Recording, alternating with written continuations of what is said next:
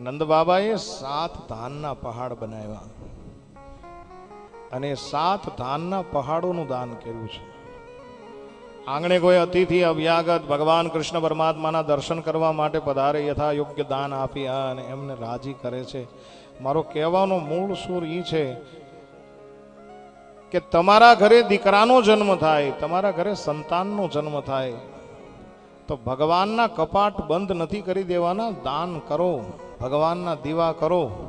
સૂતક સમજી શકીએ, શાસ્ત્ર પ્રમાણે સૂતક આવે, પણ બાપુ મારા મનમાં એક નથી સમજાતું કાળુગીરી બાપુ.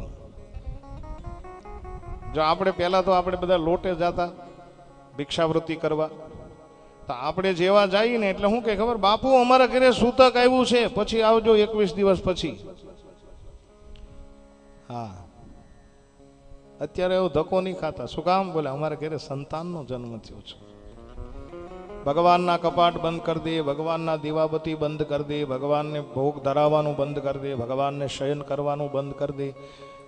એક વસ્તુ મારા માઇન્ડમાં આજ સુધી ન ઉતરી કે સૂતક ખાલી ભગવાનને જ લાગુ પડે, તમને ન લાગુ પડે? તમારા ઘરે સંતાનનો જન્મ થયો ને સૂતક લાગુ પડતું હોય તો 21 દિવસના તમે નકોરડા ખેંચો નહીં? હે, દાન કરો, સાધુ બ્રાહ્મણને રાજી કરો. શાસ્ત્ર તો એવું કહે છે કે બાળકનો જન્મ થાય અને બાળકનું નાળ છેદન જ્યાં સુધી ન થાય ત્યાં સુધી કરેલું દાન અસંખ્ય ગણું ફળ આપતું હોય છે. આજ નંદ બાબા લૂંટાયા છે, ગાયોનું દાન કર્યું છે.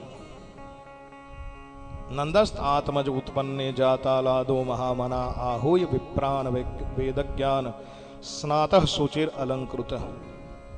ગાયોનું દાન કર્યું, પણ કેવું? નખ શીખ સોનાથી શણગારેલી ગાયો અને બધી દૂધાળ ગાયો.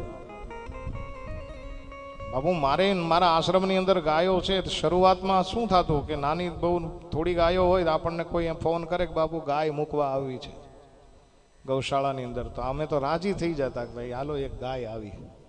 પણ જ્યાં ગાય આવે ને ત્યાં કેવી આવે ખબર? હાવ હુક લકડી થઈ ગઈ હોય, દોવા દેતી બંધ થઈ ગઈ હોય, પછી અમારે ઘરે મૂકી જાય. અરે દાન કરો, સારી વસ્તુનું દાન કરો. નંદ બાબાએ સમજાવ્યું છે, નંદો મહામાનાસ્તેભ્યો વાસોલંકાર ગૌધનમ. નક્ષિક સોનાથી શણગારેલી ગાયો, બધી દુધાળ ગાયો આજ દાન કરી છે.